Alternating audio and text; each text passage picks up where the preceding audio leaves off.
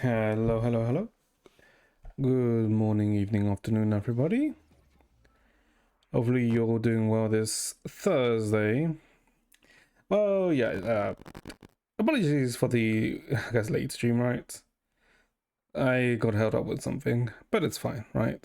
I mean, to be honest, today's stream, I think was going to be, I guess, let's say, a short one anyway. I don't really think it was going to be a long one. So, I mean, it's fine. Because if anything, we're pretty much gonna just go over what ZZZ season 1, right? And I guess also do Shiu, because please don't tell me it's actually reset yet. I shouldn't have reset yet, right? 8 hours. Well, technically 2 hours, right? Because mains is in like a few hours. So we should be good though. We should be good. But hopefully you've all been. Wow. Jesus Christ. Wait, do not wake up the doggo. No waking up the doggo. Okay. So, oh god. Damn. 2.0 in like, basically I guess 2.0 in like a few hours, right? Has it actually, really, is it actually almost gonna be a year that since ZZ was released? It was released in June, wasn't it? But was it late June or was it early June? I think it was late. No. ZZ was released in July, actually. Yeah. I'm pretty sure ZZ was released in July. Yeah, July 4th. Okay, so exactly like a month from now. Yeah, okay. Because... Did I? No, I did. Oh, I guess also... I guess I should mention it. Although, I don't know. It doesn't really feel like it, but I guess... Technically, this is also what? My anniversary of fucking streaming? Although I haven't, let's say, streamed 365 days yet. Because I think technically I've only streamed...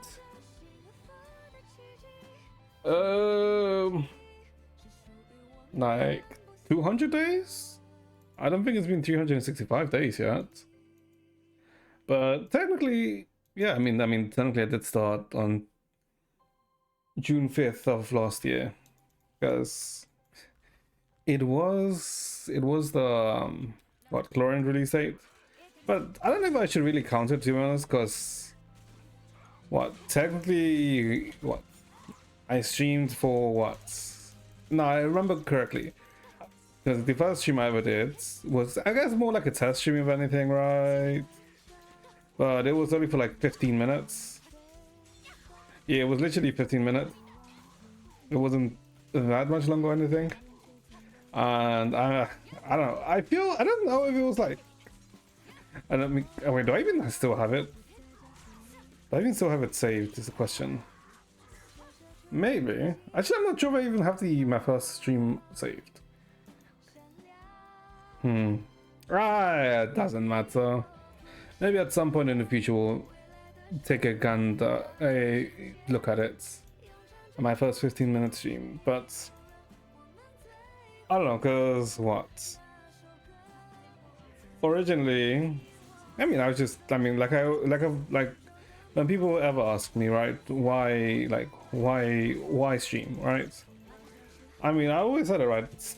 I thought, why not? I mean, might as well try it out, right? See if I enjoy it. If I don't, just stop. I'll just stop, right? And like I've always said, right? I was surprised, right? Even though I also like predominantly it's been I mean, kind of like speaking to the void, right? But surprisingly, people have showed up here and there, which is surprising, especially if you consider the way Twitch works, right? Because Twitch is a very top-heavy platform, right? Where if you're, let's say, like I guess like initially, like if you're a zero viewer Andy like me, you are not going to be like anywhere near the top of the front page unless you're in a category that's not a lot of people streaming, right? For example, I guess technically what Impact Thirds was a category where you don't really see a lot of people. Well, there's not a lot of streamers, right? Because I guess unlike let's say the other more recent gacha games such as Genshin, HSR, WoA, ZZZ, it's a much older game. It's also, there's technically a limit in what you can do. Specifically, if your account is like as old as mine, right? Or you playing the game like as much as long as I have. There's technically a limitation of what you can do, right? I mean, because obviously, if I really wanted to, I could have faked it and gone, oh my god, it's my first time playing Impact Third. But nah, I'm not really good at acting, and yeah, I would have been because I know myself well enough that if I actually did that, I would have gone, oh wait, because if any of you have seen my Impact Third streams, and when we talk about Impact Third or when we do stories, or when we're doing a story or talking about the story, I usually end up like mentioning like something that's tangentially related, but it's from like a different section of the story or something like that, right? And I know I would have said something that would have given me off, because I can't, if I already know something or something that's gonna happen, and I'm not like continuously preventing myself or continuously keeping it in my mind, I'm gonna blurt it out and gonna expose myself. So yeah, that's not a good thing. Wait, hold up. I thought you were dead. Oh wait, no, you don't have the ears. Never mind. She didn't die. She's the wrong one. Please tell me you have defenders. You do not have defenders. You have a stunner. I do not need a stunner. But either way, it's fine. It doesn't matter. So 2.0, well, technically, what maintenance is in like 3 hours, right? No, is it 2 hours? Oh god, ZZ 2.0. Well, have they? No, they haven't released any patch notes, have they? Well, I guess before we even go into that, has there been any news today? Oh, I guess in terms of news, let's say not really, but let's say in terms of I mean, well, I guess one of the big news is that, let's say,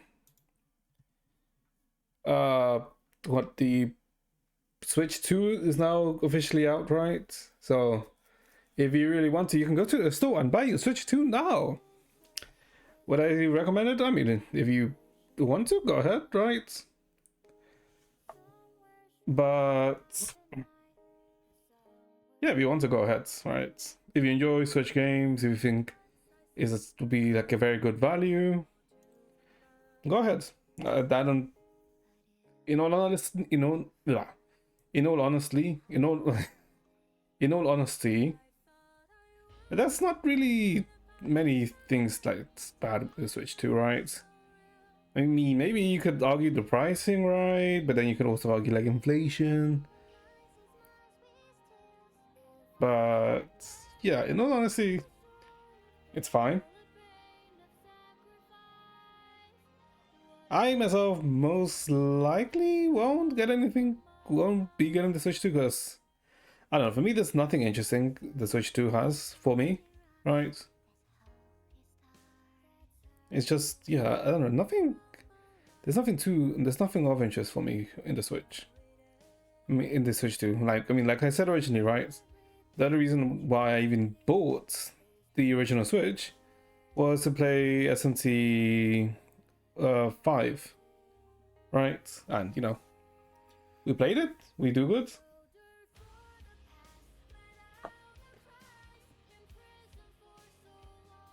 But yeah, let me see, what else is that? All right, I guess the whatchamacallit, what's it called now? The I can't remember what it's called now. All right, the PlayStation. What was it? The PlayStation Now? I can't remember what it's called now. I can't remember what it's called. Well, basically the PlayStation Direct, right? That was yesterday. Oh, Sony State of Play. That's what it's called. I mean, I would say in total it was fine, right? I wouldn't say there was too many things that were, let's say, outstanding, right? Because for me, there was like only a few things which were like, wait, what? Really? Damn. Right? Not too many things maybe gave me that, let's say, that feeling. Because, for example, I guess we can look at some of them so you can see what the hell I'm talking about. So, for example, which is like what actually like combine? Okay, guess it was Pragmatica, right? Wait, hold on. Why is this at 140p? Because I guess if not anyone knows, this game was announced in 2020. Because initially I was like, what the hell is this AI slop ad? Why is this here? Like, I completely didn't know what the hell this was. I only realized what this was at Let's see about getting passed through to Earth. this point. And why are these things trying to kill us?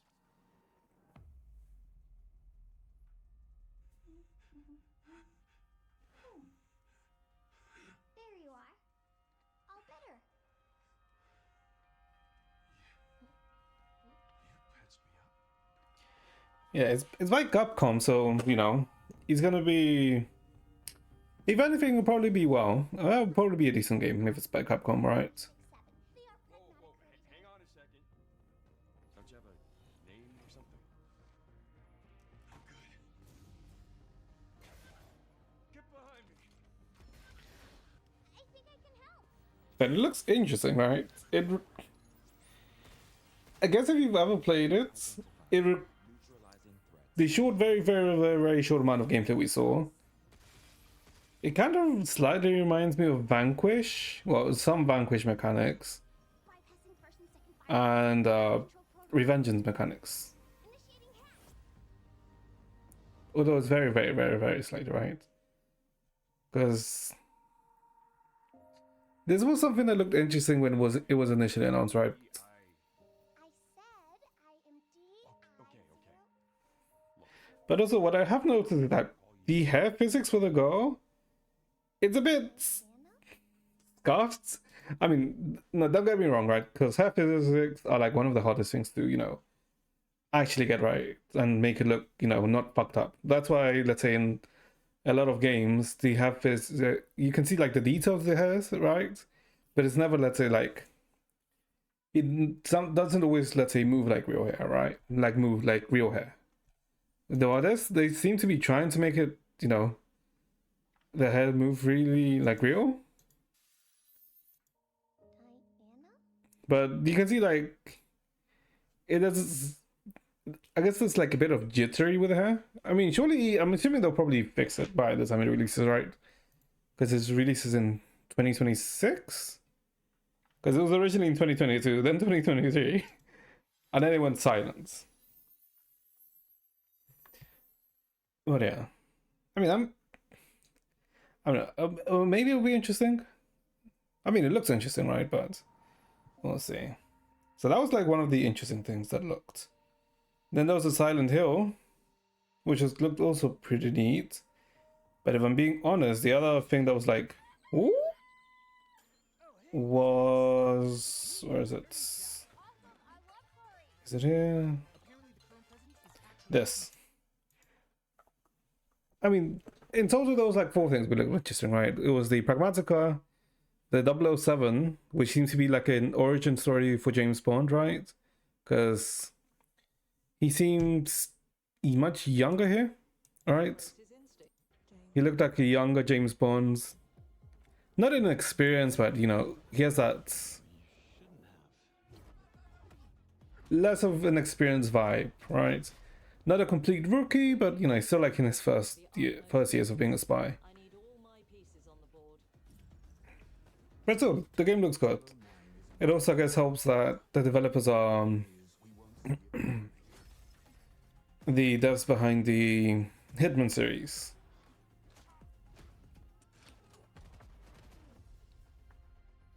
Jet lag. Gets me every time. She's not your friend, Bond. She's an asset. With respect, Mom. To hell with that.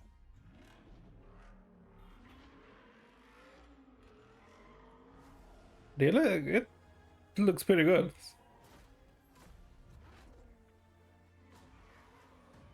Like, it has a very stylized way, right? Because if they really wanted to, they could have gone like UE5 and make it look like realistic graphics, but I feel like the art direction that they chose, I think it's probably better. In my opinion, right?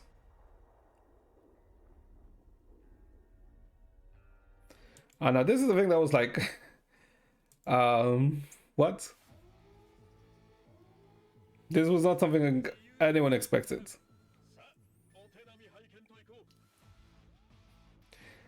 Because,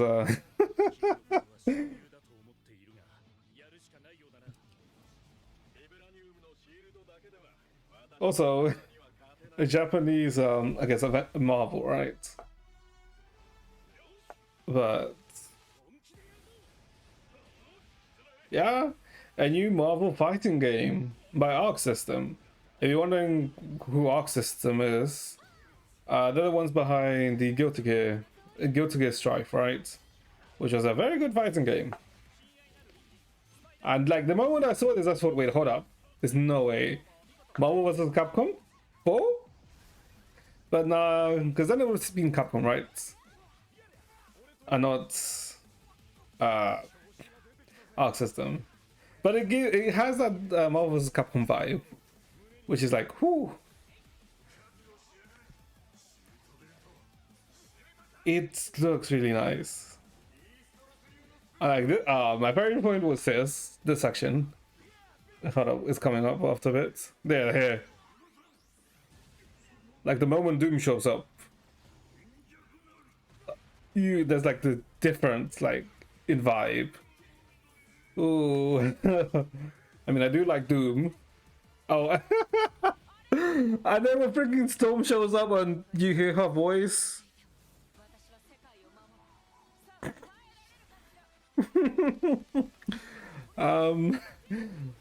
Yeah.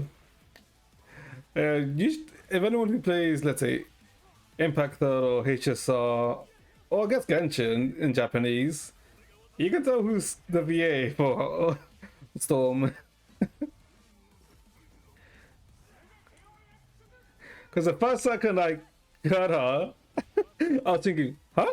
Hold up. Miyuki Sawashiro? Because I don't know.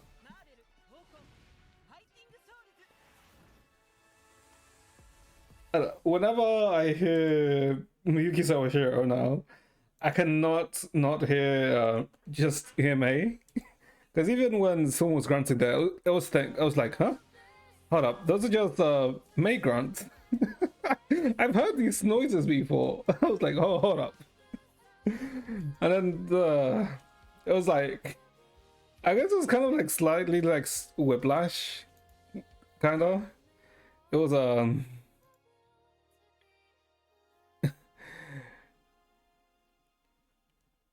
yeah, it was a thing. It was a heck of a thing. It's interesting that, let's say, it's a 4v4, right? Because I think the highest it's ever been is a 3v3, right? So it being 4v4 is it's quite interesting. I'm like, wonder how is it gonna go?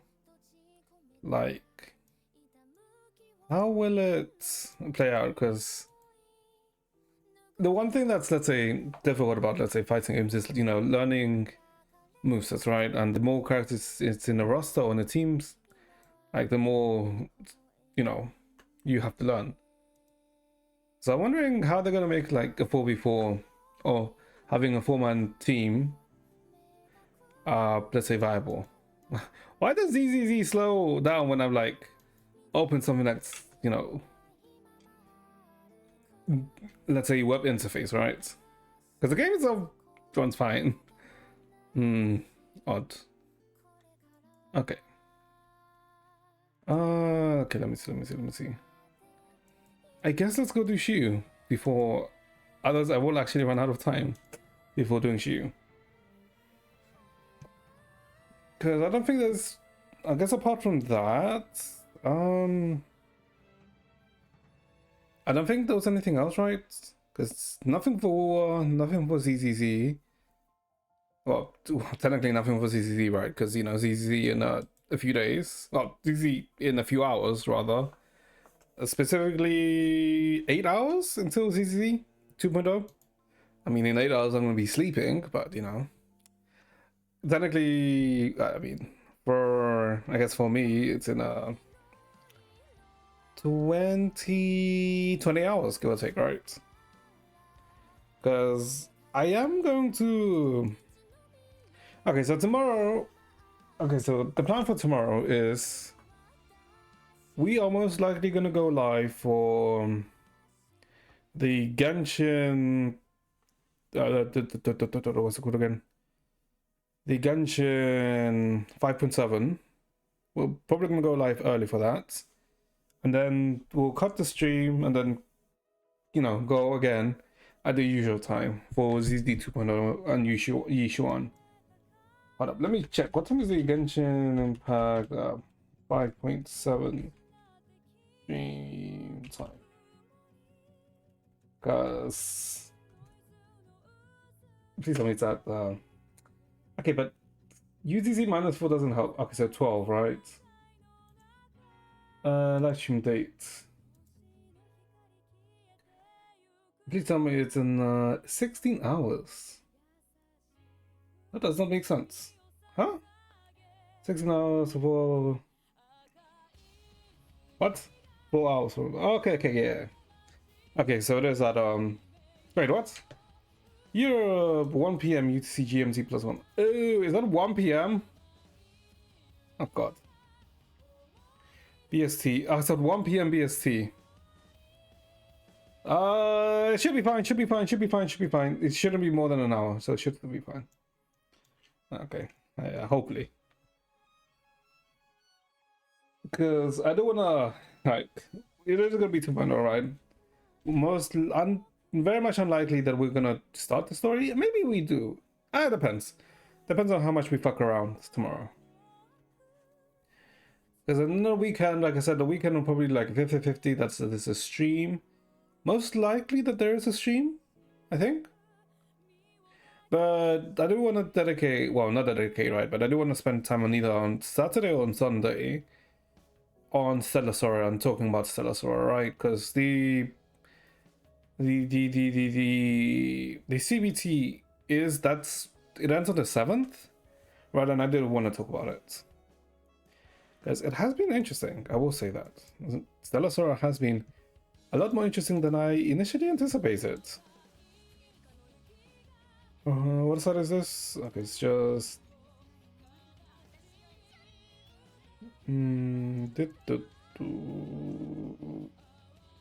where's she? There she is. You and you. Yeah.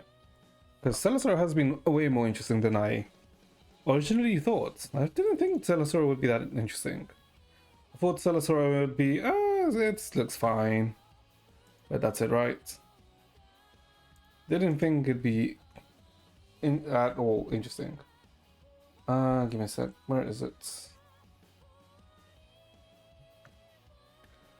Use this.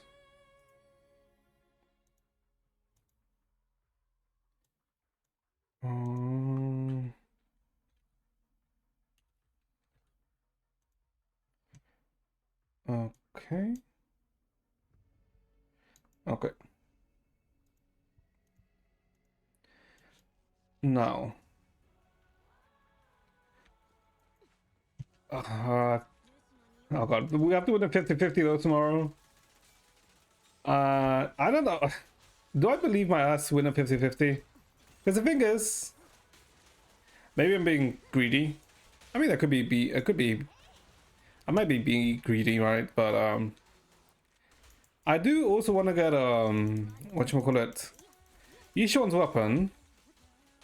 But also I do want to also maybe it's Cope. I want to see if I can also get Astra. Cause yeah, I feel like Astra is a character that you really do want, especially me because I do play Evelyn, right? Or Evelyn, right?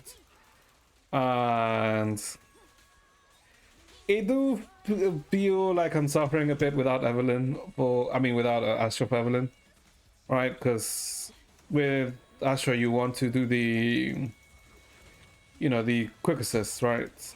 And I guess I'm technically coping with Lucy, but yeah, because technically Astra can kind of assist on demand, right? She can kind of force trigger the assists. Well, with Lucy, I can technically force them to happen, but it's at a very specific. It requires my Lucy to consistently have energy to use her EX, which it's fine, right? But I feel like my Evelyn needs a thingy. What's her name? Astra. Because they were literally made for each other, right? They were literally released at the same time.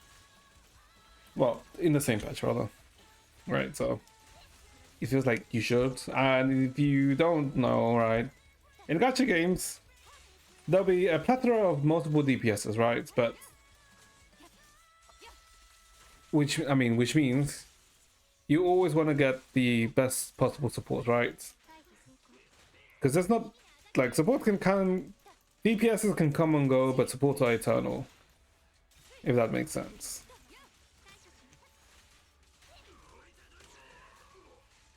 That's why, let's say in, for example, Genshin, why there's like let's say Bucky teams that, let's say, clear Abyss 12. That's because of the different support, and well, I mean, I guess technically that's also the way Genshin works, right? With like the different elemental reactions, which allows for very, let's say, odd team comps to work, or team comps you like wouldn't normally think of, and you kind of have to go outside, think outside the box to actually, you know, make work.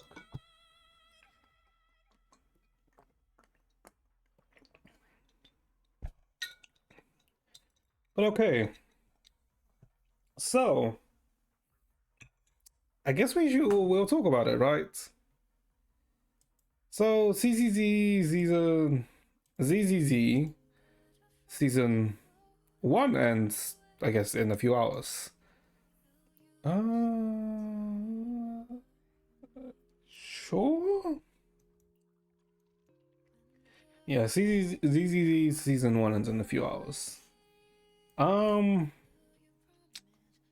mean, like I said earlier, right? Has it really been a year?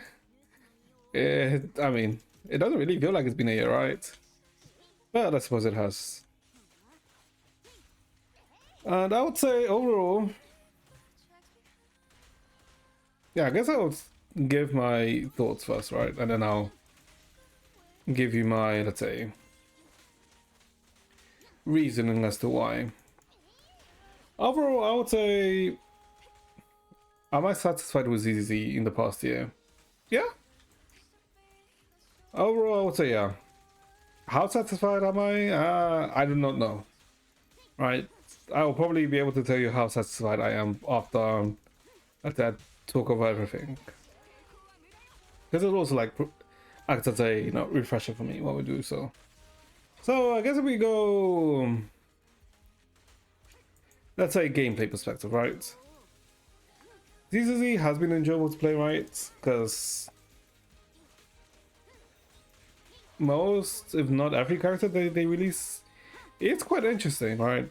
And they have like, I guess, a certain amount of, let's say, uniqueness to them, right? For example, I mean, there's like some exceptions, right? For example, let's say anomalies, right? Because anomalies, I guess you can kind of see anomaly like super breaking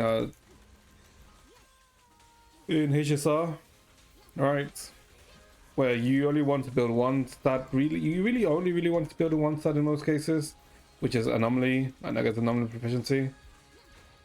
Same way how in break teams, you just want to build break.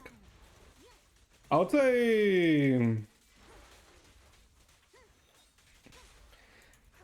anomaly initially felt more busted than well, I didn't think anomaly was, let's say, that strong initially.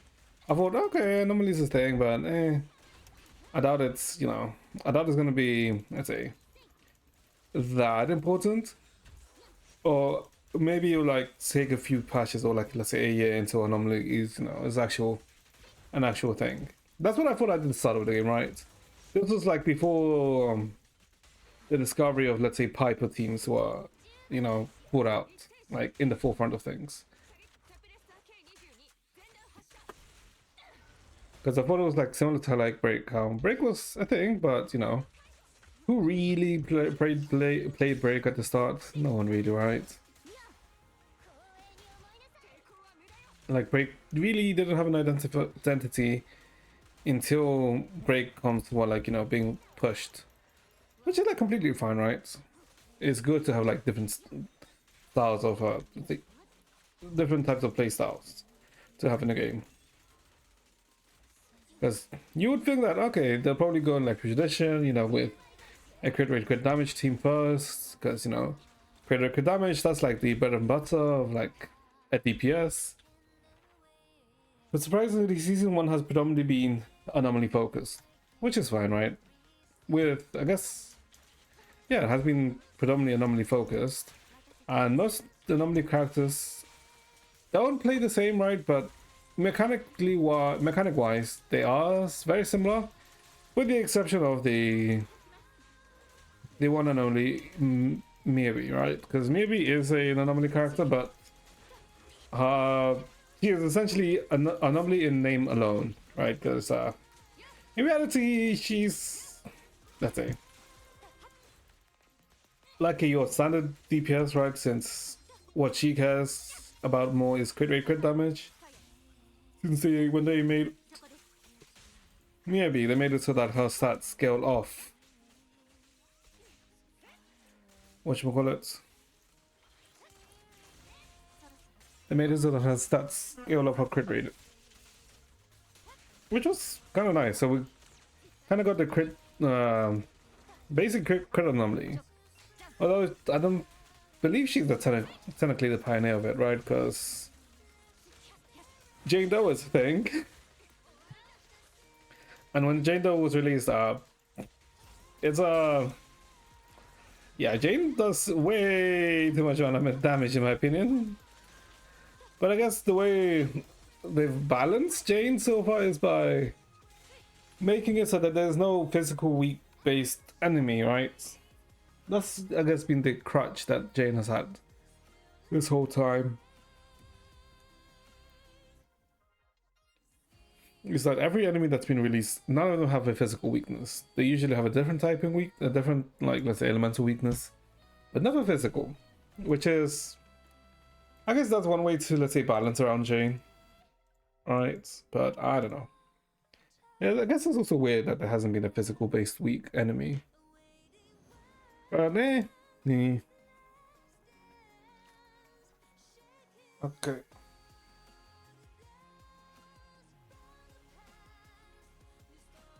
Okay, let's see. But overall, I would say gameplay wise,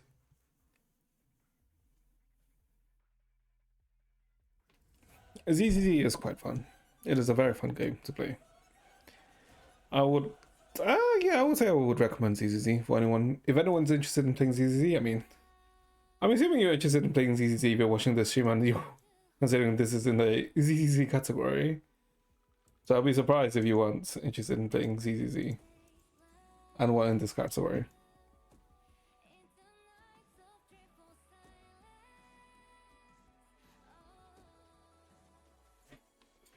Okay, let's see. Event wise, I guess in terms of events, they've been okay. Alright. I wouldn't say that ZZ has like had any event that's like made me go, oh damn, like an event that's like, let's say, stuck in my head. I mean, I guess you could argue, let's say, the Bamboo Falls is, I guess, could count as one, right?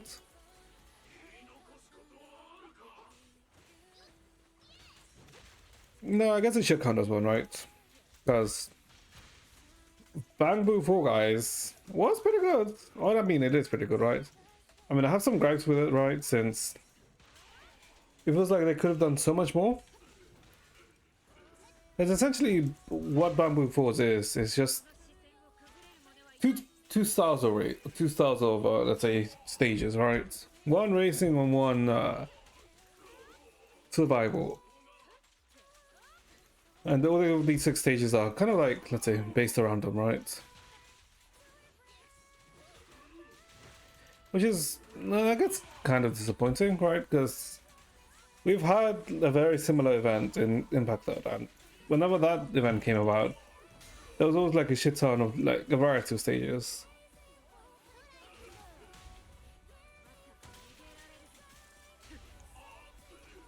Which were like really fun to do.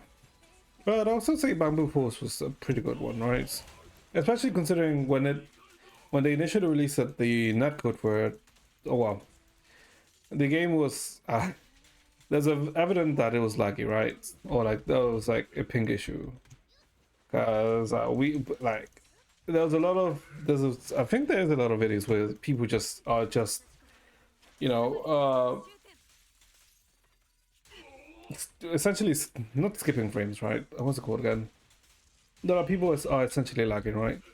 Because you see someone's choppy movement, but then they're next to you here, but then the next moment they're like, what the hell? How the hell did you get all the way to the other side? It's that kind of thing.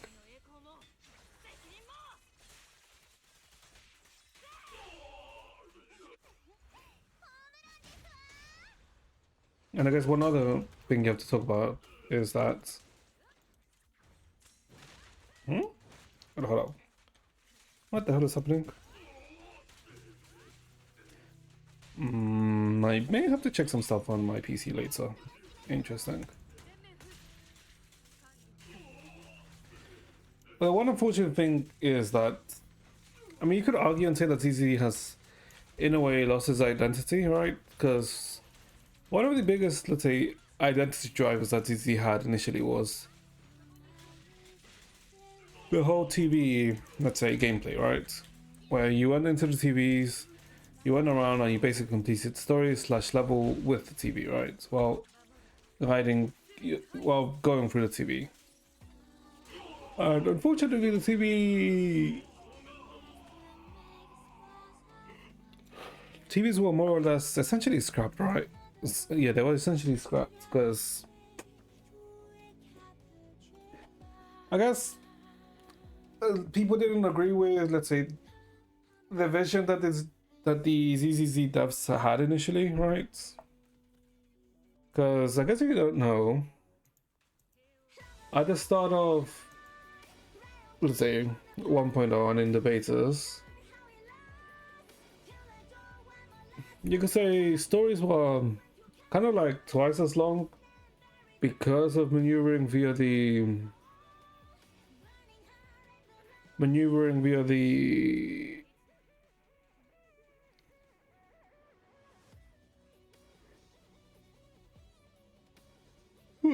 Jesus Christ, why do I feel tired? Because of maneuvering through the TVs, right? And if anything, the TVs added like a good old, I would say like 30% increased runtime, or let's say story quest. Because they did get kind of big, right? And then there was like loading into, let's say, the TVs, and then loading into the stages on the TVs. And I don't know, they were interesting, the TVs. Like the way they did the TVs was quite interesting, but because, and also the TVs, I would say, required a sense of patience, right? But because, you know, people are more or less impatient, people didn't like it. So I wouldn't say that ZZ had the best of launch, right? Because of the TVs. Meaning that ZZ had to, let's say, make changes, right? Because I'm pretty sure the first month of ZZ was okay, but it probably wasn't as what they expected, and you know, the second month was probably even worse, right? So they had like made drastic changes, but also like actually no, it's not even the second month, right? Because they published that, you know, that developers note very, very quickly after release, where they said that they were going to reduce, you know, the amount of TVs, and then later on they made it so that TVs would only be in the, you know, events and no longer in the main story. Which, in all honesty, while I do, let's say, miss the TVs to an extent,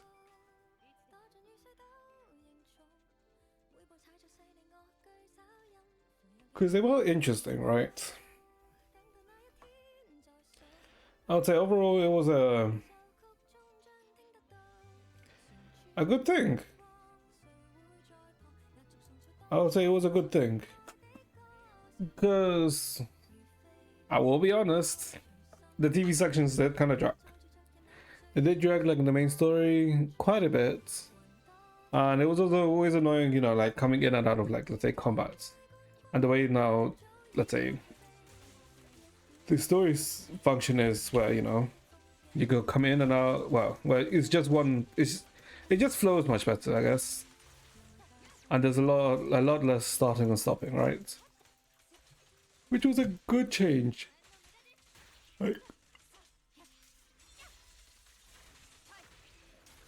Like you can't really fault them for anything like that.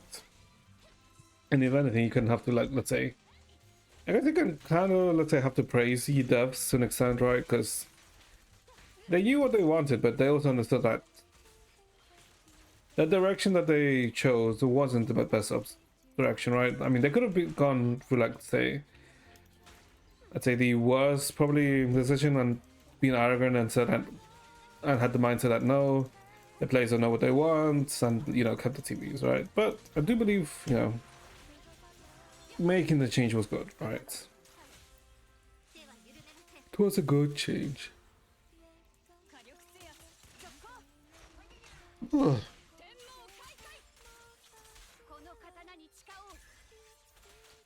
Jesus Christ.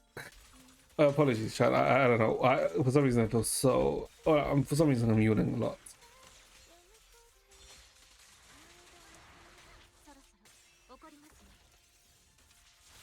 Let's see what else.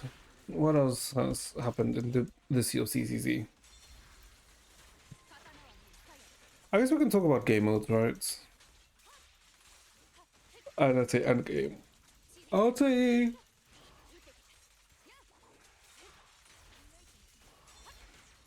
In terms of game modes, it's been fine.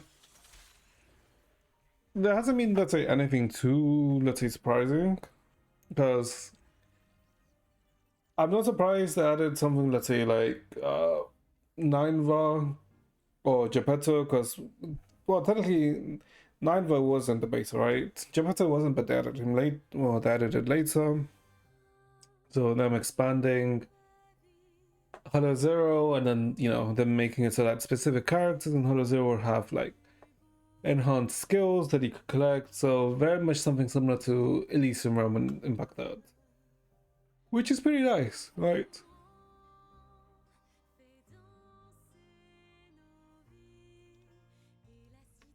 Surprisingly, like, depending on the character, they either felt better or they, you know, they played slightly different to before, right? Because, for example, Miyabi with gear in from her Hollow Zero gear, she feels, if anything, more smoothed out. She doesn't really, let's say, gameplay wise feel that much different, but she feels better, but doesn't go through, like, let's say, fundamental changes. On the other hand, someone like, say, Astra, she feels completely different, because Astra in general has, let's say, no DPS, right? Like, she technically does no damage. She's just pure, you know, pure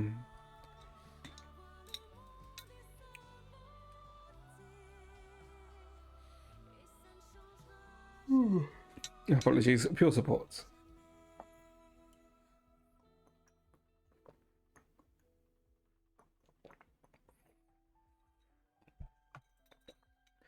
Pure support. But in Hollow Zero, if you pick up her gear, she kind of becomes like a pseudo DPS, right? She can do damage herself. She gets a freaking laser beam, which is a, huh?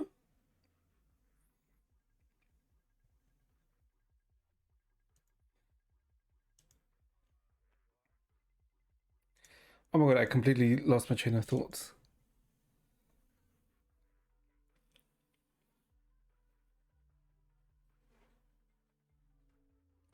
Jesus Christ, I'm like yawning so much. And I guess with the addition of Deadly Assault, you know, essentially the MA, the Apocalyptic Shadow, where you literally just fight a boss and, you know, do as well as you can to score as high as you can, right? It's I would say I do like it, right? Because when it refreshes, you get a new boss, and each boss, let's say, each boss has like a very specific thing that you would do only for that boss, so that you can get more points, right? For example, when you do the Brimgar DA boss, you get like the most points for, you know, taking down his hand so he doesn't do the big slash. Or for, let's say, when it's Pohnpei, it's for, I think, follow-up, for assist follow-ups, right? They will like be completely different. Would I say that any of them are hard? No. I wouldn't say that any of them are hard. Because the other thing, they're kind of essentially, have you built your team well? Are you sure? Okay, let's check. That's essentially what DA is, right? And I guess the nice thing is that they did was that to get the full clear rewards, you don't have to get 9 stars, right? You can pass with a minimum of 6 stars, so you can just go 2-2-2, or let's say a different variation, or let's say 3-2-1. So it's like, it's not the worst to get, let's say, the maximum rewards. And I guess the other thing that they added, but only added, I mean, no, there's 2 things. One of the other things that they added, but really only iterated on it once.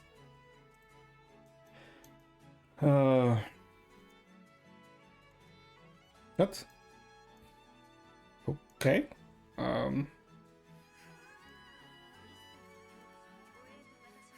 Wait, what? What am I doing? Oh my god, I'm fucking things up. These 2, right? Yeah, these 2. Like, one of the other things that they added was the tower, the battle simulation tower, where you can fight waves and waves of enemies, and it becoming harder the further you go.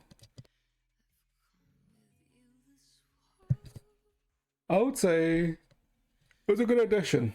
It was a good addition, right? Because something something a pure, let's say, action-based game needs is, you know, content for you where you can, you know, can fight hard on harder things. Obviously, by harder in, let's say, the tower, it's not, let's say, enemies become harder to kill, right? I mean, technically they do, but not because, let's say, they get different attack patterns or anything. It's because they just have a shit ton of more health, and yeah, a shit ton of more health, and they do a shit ton more damage, so it's like much more possible for you to get one shot.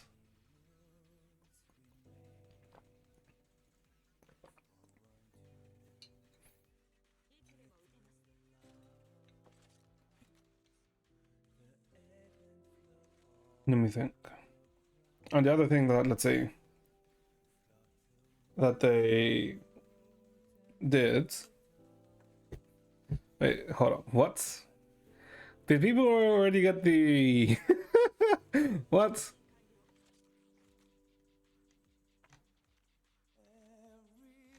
Are people leaking the freaking Genshin live stream the Genshin live stream primo gem codes? Okay.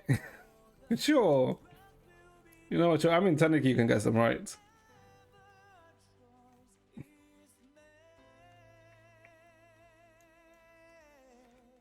Let's see. What the fuck was in my mind? Oh my god. Today's stream is like kind of like a blur. Like, I'm forgetting everything that I'm saying. Not even long after I say them. Am I going to see now? Maybe. Oh my god, what am I doing?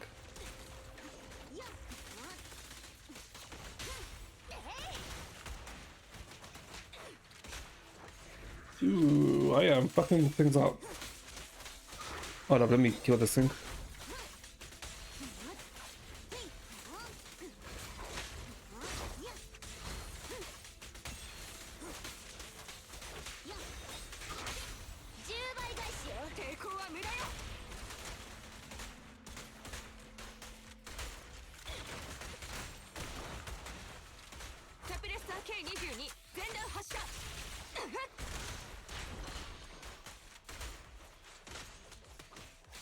Hold up. Isn't this one like one of the first bosses we killed in ZZZ? Because isn't this just a Dullahan?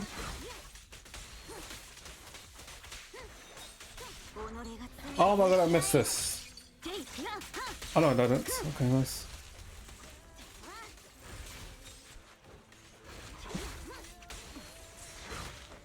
Oh my god.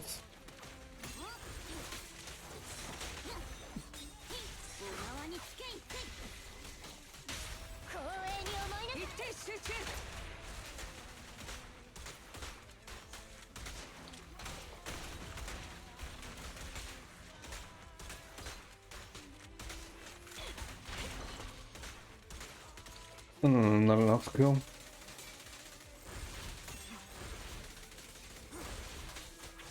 But I swear this is... Isn't this the first Shiyu? I swear this is just the first Shiyu we did. Am I insane?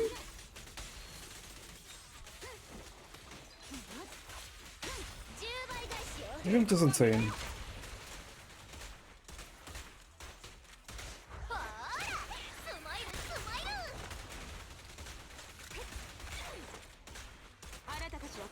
I mean, it's dead here. And then there's another wave. Okay, no. Yeah, okay, that's, huh? Why do these feel oddly easy? Hold on, what? I feel like something's wrong here.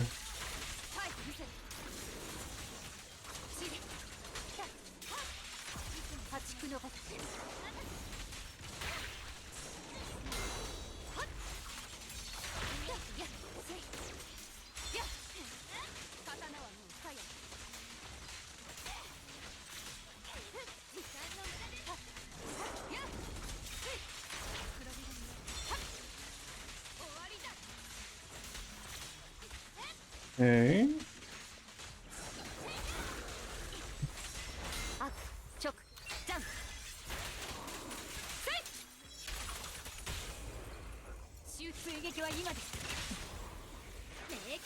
Let's see.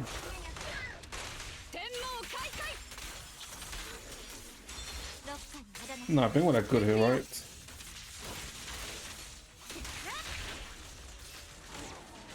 Maybe?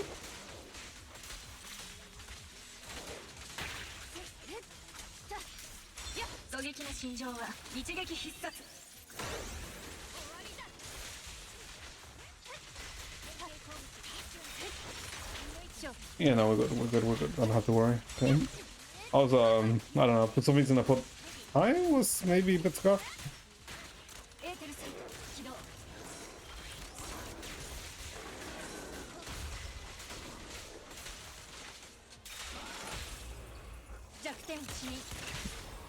Oh, Jugger's like so nice to use.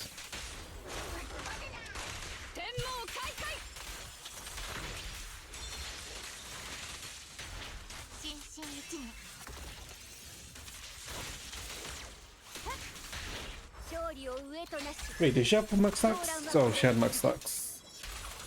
Arguably, that's waste. Ah, that's fine.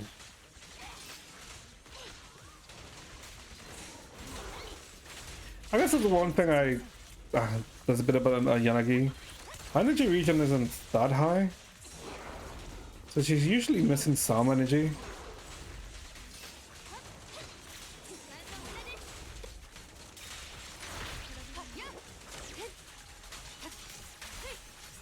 Good. Okay, that was a surprisingly... What? Izumi was actually very easy. But I guess the curveball was stage 6 where they wanted 5 DPS. Right, that was a curveball, but increases the target and enemy stun recovery reduced by 10 when inflicting an attribute anomaly on an enemy with the lazy enemies. Yeah, odd. That was surprisingly easy. Okay, I thought that might take a bit more time.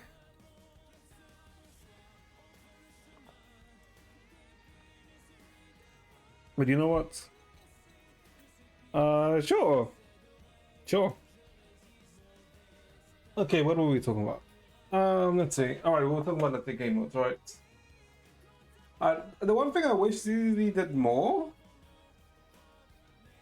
because they had, you know, let's say Abyss, right, which is shield defense, and you know, I mean, it's fine, it's kind of whatever.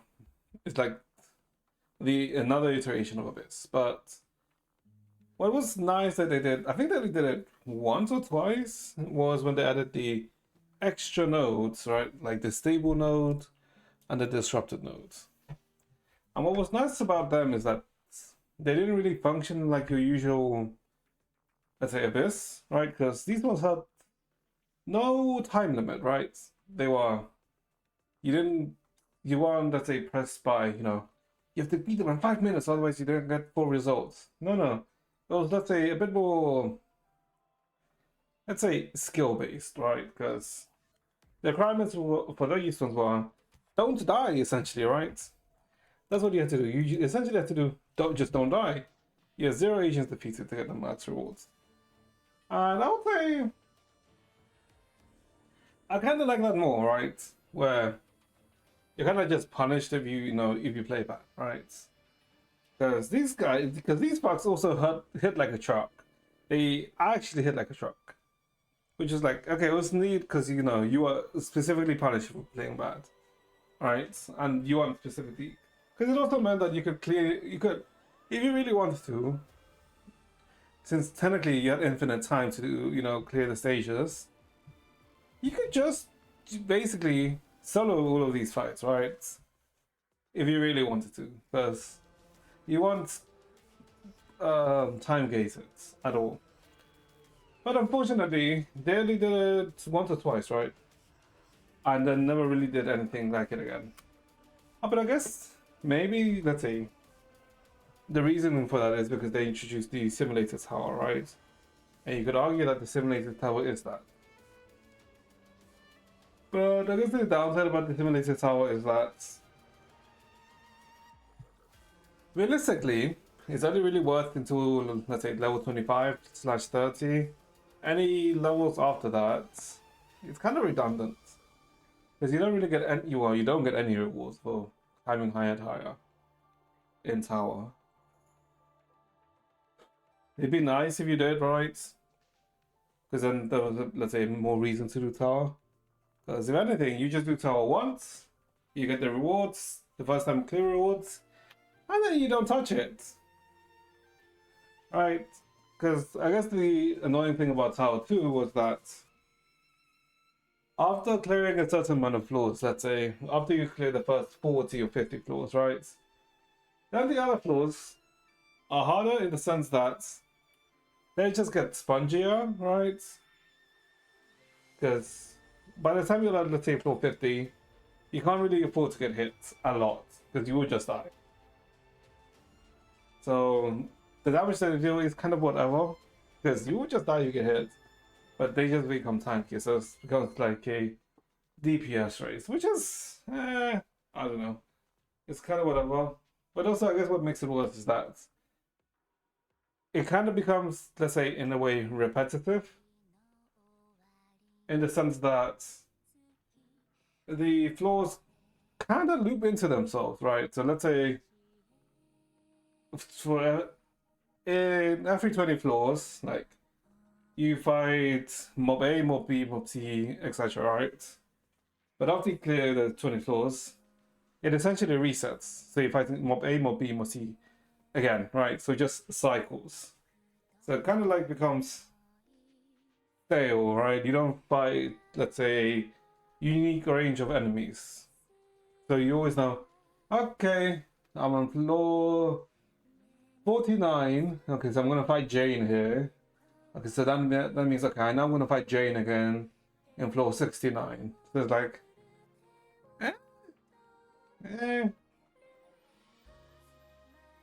That's kind of what, let's say, is one of the, let's say, detriments about Tower. Which, they did say that in 2.1, Tower is going to get an update, right? So, maybe they, like, fix some issues with Tower. Because that's also one of the reasons why, let's say, I'm not really that motivated in Clement Tower, right? Because I've seen, like, let's say, I guess some playthroughs, right? Or some people play Fruit Tower, and, like, it does get repetitive, which is, like, I mean, it's nice, right? Because if anyone would say when the tower came out, and then when I was basically molding for, like, I want to say, for kind of like a day for killing Pompey, right? Because I had no health. Let's say, I guess my G1 wasn't geared that well. And yeah, it was essentially me like, fuck off. Because, yeah, so I had to basically do like a perfect run. And it was fun. Don't get me wrong. Like, I was molding, but oh my god, it was such a good joy. It was so enjoyable. But so, yes, that's what like let's say hopeful in like whatever they'll add next, or like for ZZ, right? Because like most of the game modes they've added out are pretty good. Like there's no real complaint. I mean, there's like complaints like I've said, right? But overall, pretty nice. Pretty nice.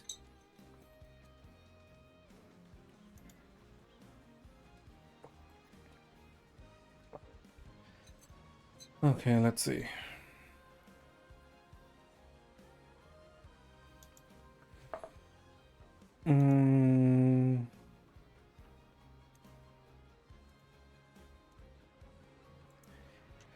Okay, so I guess that's in terms of, let's say, let's say, gameplay, story, events. Events have been varying, right? Because some events have been like really fun, some of them have been like fine. I mean, I already talked a bit about the events, right?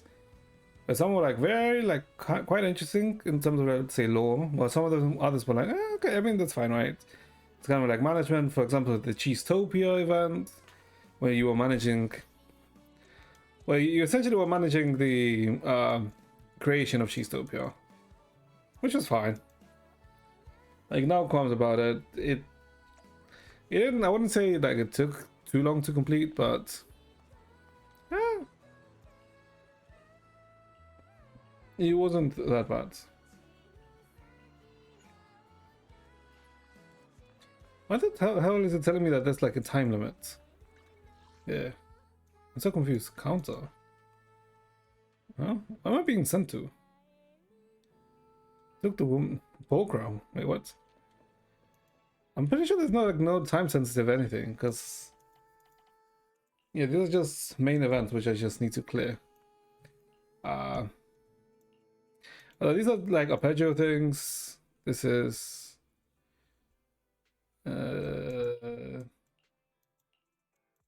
yeah, like technically none of these are, let's say, time gated.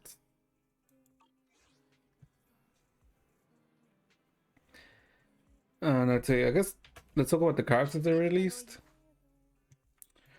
I'll say, surprisingly, all characters have been fine, right? What was a very surprising thing that we found out was that, you know, that Ellen in 2.0 is actually, you know, getting essentially some of her Hollow Zero, let's say, enhancements, right? Which makes Jane viable, from what I've heard. It does make her viable again, which is like, damn.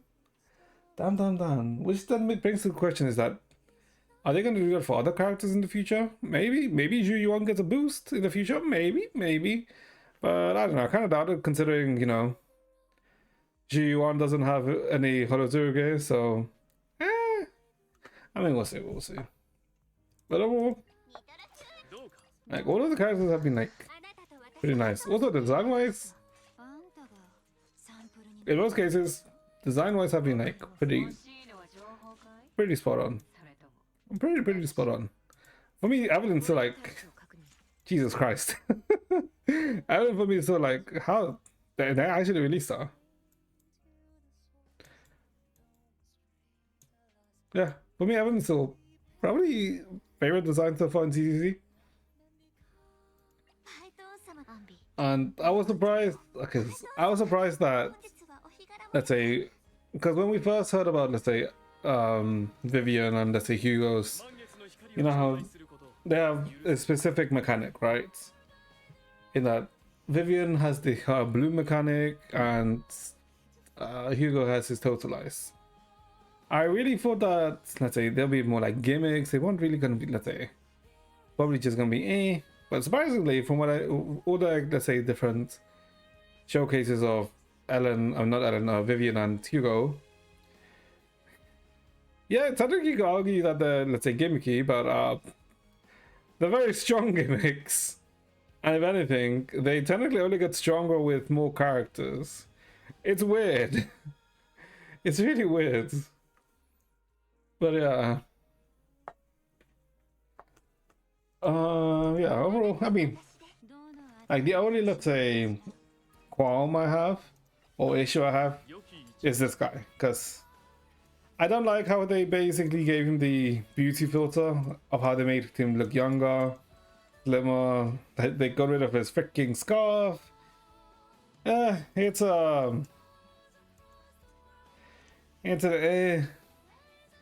if I'm being honest. I like the way he looked before. Yeah, I don't know. I mean, I can get why they probably did it right, because, you know, if anything, Hugo's most likely going to be more for, let's say, I mean, let's be realistic now. Hugo's most likely going to be more for the female audience, right? Some male audience, right, too, but predominantly more for the female audience, right? So, yeah. But it's fine, right? It's fine. The best thing, if I'm being honest, like, one of the best things about Hugo is his fucking briefcase. Like, the briefcase scythe is like, ooh, very aesthetic. Very, very, very, very, very aesthetically pleasing. So I guess let's talk about story. Our favorite part. Hold up. How many pulls am I going into 2.0? I'm on 81. Damn. Okay. So 95. Am I stupid? Hold up, am I stupid? I think I'm stupid. 81. No, sorry, 97 pulls. Okay, so I got 97 pulls into 2.0. Okay. That's an okay amount of pulls, I would say. I will be honest. I do be kind of tempted to get the Yishuan outfit when it comes out, because I mean, I do like Ash's outfit, right? But it's only very slightly different in comparison to Kobe's outfit. I wouldn't say there's too many differences. It's all, let's say, gives, let's say, the same vibe. Yishuan's not really. And if anything, Yishuan's like Lex for days, and yeah, we do like Lex here. Also, I don't have Astra, right? Maybe we can make a difference in 2.0. Maybe also, I don't really think that that Alan's outfit was this is the outfit that they should have given us, because we've seen Alan in this outfit for quite a few times, right? It wasn't like anything special. Yeah, it's neat, right? It's a schoolgirl outfit, right? Because everyone likes a schoolgirl outfit, right? But it should have been the outfit in which she shows up in her character story. Wait, did we do her character story? Yeah, we did do her character story. It should have been that outfit, right? Because it was like the one where she's like with a hoodie. Because that's a very cute outfit. Let me see if I can find it. ZZZ outfit. Hold up, where is it? Yeah, this one. It should have been this outfit, in my opinion. The outfit that they let you, well, that they saw. It should have been this one. This is such a nice outfit, right? Because, I mean, you could argue technically it's a schoolgirl outfit, right? But, yes, it is. But, you know, she's like, has a tie here in comparison to her, you know, the outfit they gave, that they made her available. She has the tie. She has the jacket on with the hoodie. It's in my opinion, it is nicer. It's much better than this because it's a bit plain. It's a bit plain.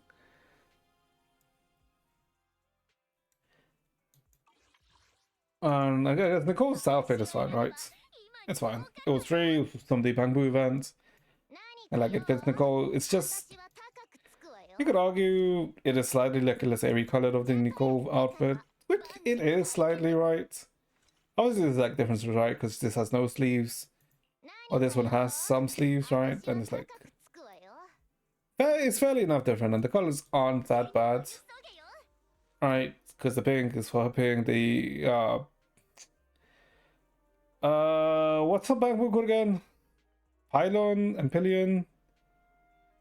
It's like Amphilion or Ampelion, something like that. Like it's all suited, right?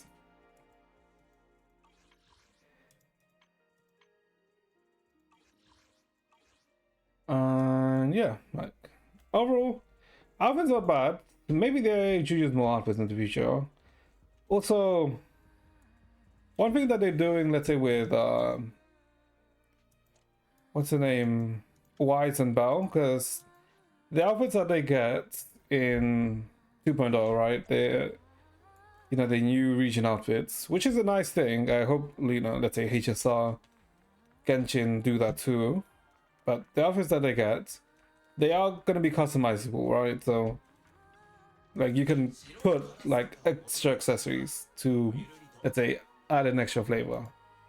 I hope that does become a thing for future outfits, right? Because yes, it's nice that they're doing it for Wise and Bell, but you're not really gonna use Wise and Bell outside of let's say fighting, right? Well, during the fight, and you'd rather have, let's say, customizable thing in a fight, right? But we shall see, we shall see. Maybe they do it, maybe they don't. Who knows? All we can do is wait. I don't have. Oh my god, literally, really? Oh, whatever.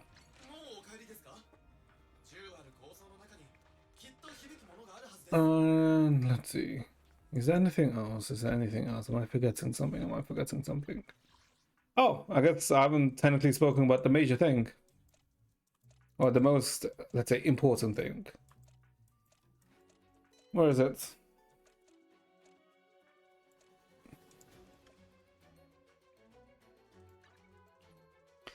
And that most important thing is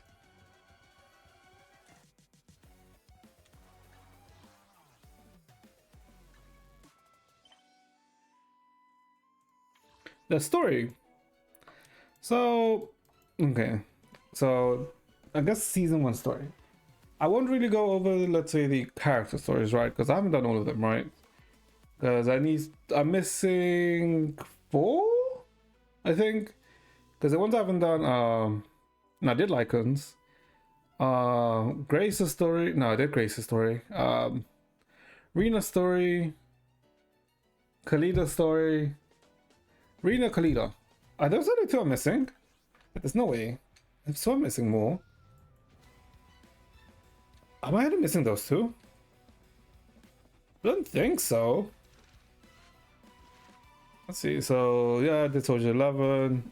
Nakamada's, Grace's, Kalida's I know I haven't done. What I do want to do? We did Lycans in preparation for 1.7. Well, technically 1.6 before Hugo was in the story. Rena's I know I haven't done. Yeah. Chingy's we did too, because I like Chingy as a character, and I was interested. It was what was the story about? I can't remember. Oh, I guess I'd have to see because I do not remember everything about the story. I wish there was like TLDR. I mean, I guess you could say that this is. But I do remember doing Chingy's. We did. I don't think I did Bernice's. Oh, wait, I did? Which one was this one?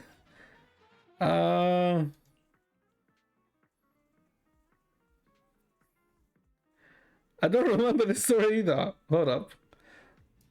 Which one was this one?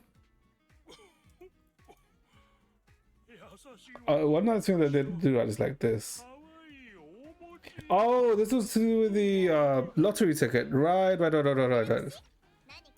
Yeah, okay, no, I remember the lottery ticket. Well, like they actually won the lottery tickets. Yeah, okay, I remember that. Yeah, this was the Ellen one where, you know, her friends found out about, you know, and profession. Lighters we didn't do. No, we did do lighters. Alright, this is where Lighter like goes 1v1 against the enemy, right? Yeah, it goes like 1v100. Yeah, I remember this. Hyrule Masters we haven't done, which I did want to do, which I did hear is actually quite good. It did look interesting. Sanbi we did do because it was, let's say, recommended to do Sanbi's story before you do 1.6. And we did do Trigger story. Because it went to Sanbi into Trigger. And Trigger story was quite nice. Because it was like a prelude. Yeah, no, Trigger story was literally a prelude, right? Several, I guess I've done like most of them, well, all of them except 3. Yeah, I mean, they were all like pretty nice, if I'm being honest. None of them were so bad that I don't remember them. But then again, you could argue that none of them, in that case, none of them good either, that you can't remember them. I mean, it's also been a year since like some of them came out. And also, how much story do you think I consumed from all of these gachas? Like, what? You cannot expect me to remember all of them unless I, you know, refresh. And the only gacha story that I'm really gonna consistently keep in my mind is the Impact Third one, right? You can't really blame me for that, because the Impact Third brain what I have is much worse in comparison to the other games. Kurosumi. Oh, also, has anyone seen how Elon is crashing out on Twitter, by the way?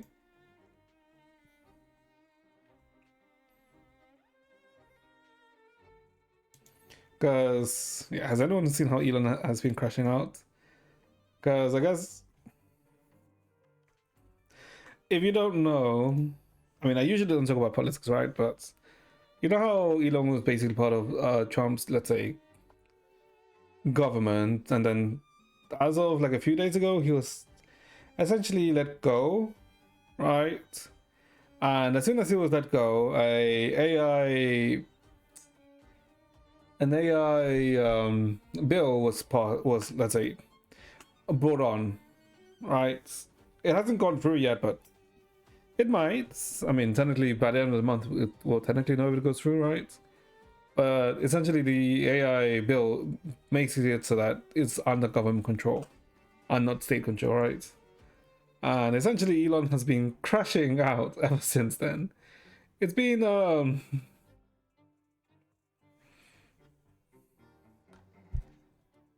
interesting and also kind of funny.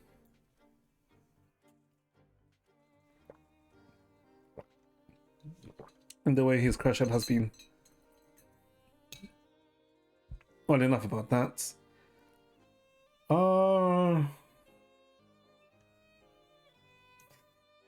And this is what I also was like. Again, unrelated, right? But this is just Nintendo being Nintendo, and since Nintendo's gonna do this, other, let's say, companies are also gonna do this, right? And that is fucking Mario Kart World being $120, by the way. Who the fuck is gonna buy 100? Who the hell is gonna buy Mario Kart World for $120? I know people are going to, but that's also gonna, it's a bad precedence, right? Let's see, Mario Kart World. Let's see, if I wanted to buy it, let's see.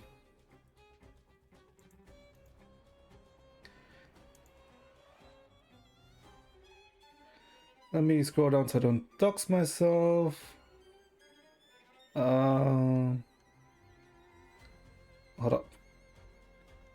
If I show this, I'm definitely doxing myself. Let me just do it like this then. That does not help. Let's see. Let me look at everything properly. Okay, that's fine. Okay, why is it $112 that? And that's in Canadian dollars. But for me, like, which one is it? Which one is it again? This one, right? For me, Mario Kart World is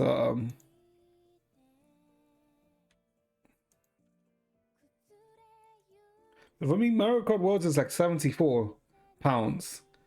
How much is pounds into dollars? It's like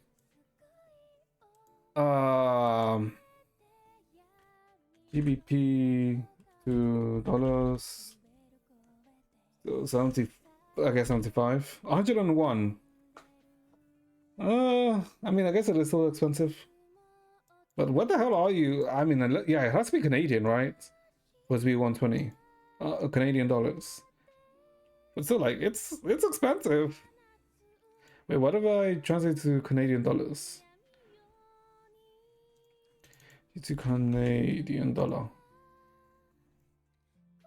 139. So it's not exactly Canadian dollars, but could be. But yeah, like, it being that high, yeah, it's literally setting a precedent, so don't be surprised if other games in the future are that price. Do not be surprised. Do not be surprised at all. Okay, so enough about that. Let's go back to the story. That's what we were talking about. Okay, so the prologue was whatever, if I'm being honest, right? I mean, the prologue was fine, right? Because it gave you the feel of what the story was going to be like, right? With kind of has that goofiness, but it also has that serious. I guess one way to think of it is like kind of like Marvel-esque, let's say, but not as much, because Marvel has quips and jokes every fucking 10 seconds. Oh, it's easy. It's like, it's there, but you know, during like serious segments, you're not gonna hear, let's say, Billy try and do a quip like in Marvel, right? So like, you got the gist of like what the story was from the prologue, or the vibe from it was, right? That's why, yeah, the prologue was fine. It was like pretty fine. You got introduced to the world, the ethereals, the hollow. Like, you learn very, very much in breadth. Like a very much skimmed, like an overview of it, not too much detail. And yeah, it was fine.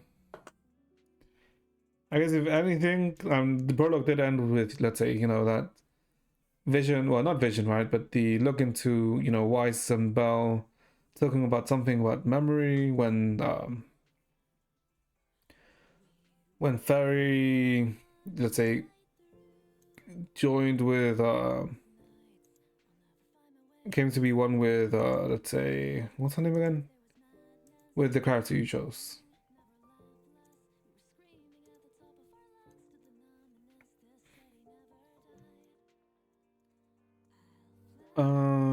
Main story. So this will be chapter 1. Yeah, okay, so chapter 1. So chapter 1 is kind of like continuing the same storyline from, you know, the prologue, right? Because in chapter 1, when in prologue, you know, is with the Cunning Hares, so you get to experience more time with the Cunning Hares. So, you know, you kind of get, like, let's say, closer to them. Oh, not closer to them, right? But you get to understand them more, right? So they become more likable. And, you know, they slowly add more characters in, right? They slowly introduce more characters, right? Because in chapter 1, they introduced Nekonara. They also introduced Section 6. No. It's during chapter 1, or during the prologue, right? Because at the same time while you're doing the prologue, you also like do the prologue to Hollow Zero, where you end up encountering Section 6 and Miyabi squads with Haramasa Yanagi and Sokaku. You just barely see them, right? You're not really formally introduced to them, so that's like fine. Because in chapter 1 it's more to do with the Cunning Hairs, and I think you also, let's say, kind of like, let's say, get introduced to the public sex side too, since you also come into no, chapter 1 is just with the Cunning Hairs. You don't, let's say, meet public sec just yet, so it's just the Cunning Hairs that alone, right? So it's like, it's fine. So you meet the first major faction of one of the first major factions of the game. Well, one of the factions you'll interact with. But you also, I guess, subtly get hinted at, an antagonist, with it being Sarah, right? Because you learn that the one behind the Vision Company isn't, well, Parkman is the CEO, right? He's not like the one pulling the strings. You learn of someone called Sarah, although you never really meet her face to face, right? But you see that Sarah is like, someone that's to keep an eye on. And then in chapter 1 interlude is when you start learning more about Hollow Zero. Oh, okay, yeah, chapter 1 interludes where you go more into Hollow Zero and and stuff. So chapter 2, is it? Oh yeah, okay, so chapter 2 is then when you meet more factions, right? Because by the time you're at chapter 2, you've met the Cunning Hairs, you've run into Hand / section 6, and also by this time you've also become acquainted with Soldier 11, right? Because it's like because Soldier 11 is the first character story you kind of do, right? So it's like when you meet Soldier 11, right? Now chapter 2 is doesn't really have to do with anything with the Cunning Hairs, right? Instead, it has to do with the Butterbug Industries, so different faction. So now here, you meet different characters with Anton, Ben, Grace, and Kalido. Those are like the main members of the Butterbug Industries. And you do the storyline, which has to do with, let's say,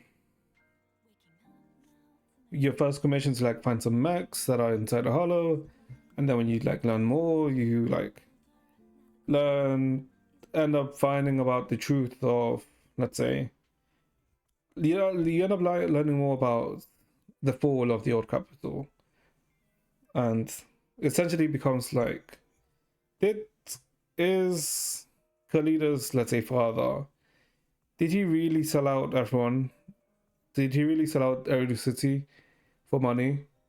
Right? Because that's like what it's being painted as, right? That Kalida is like the former chairman of the Butterbug Industries, which was her father, that he was involved in the fall of the old capital.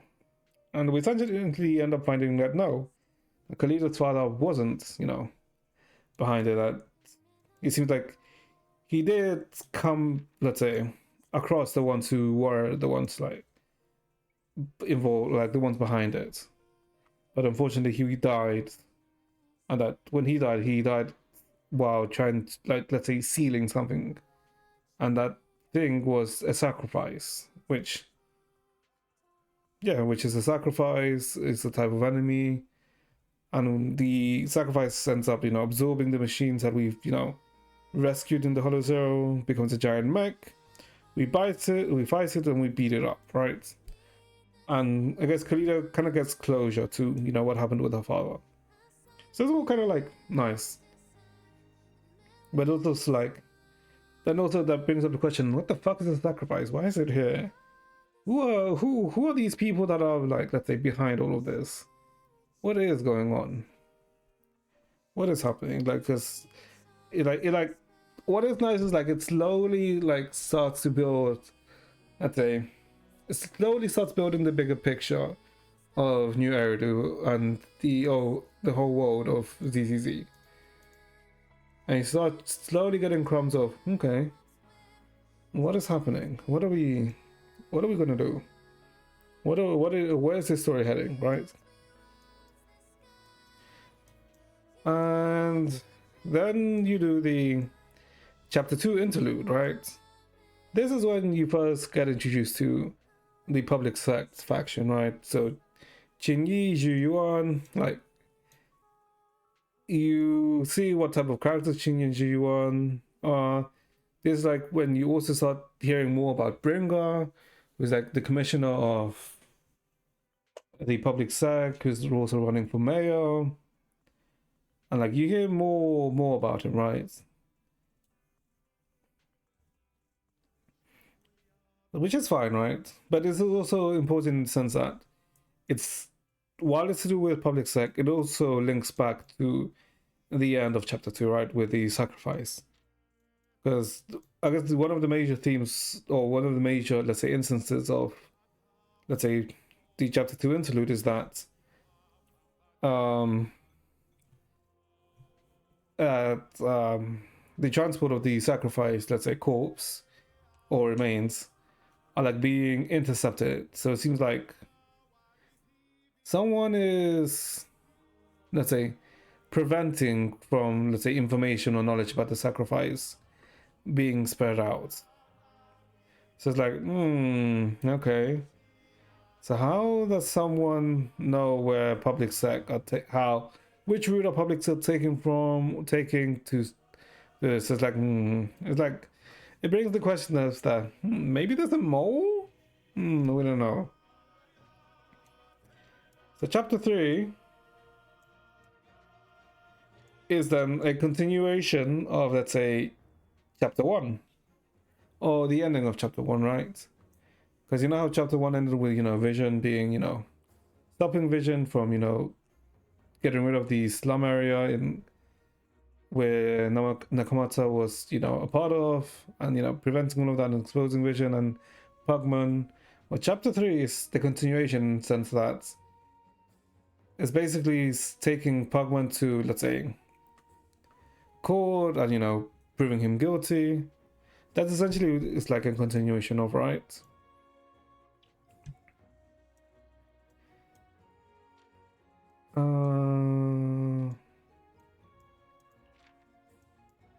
Got up.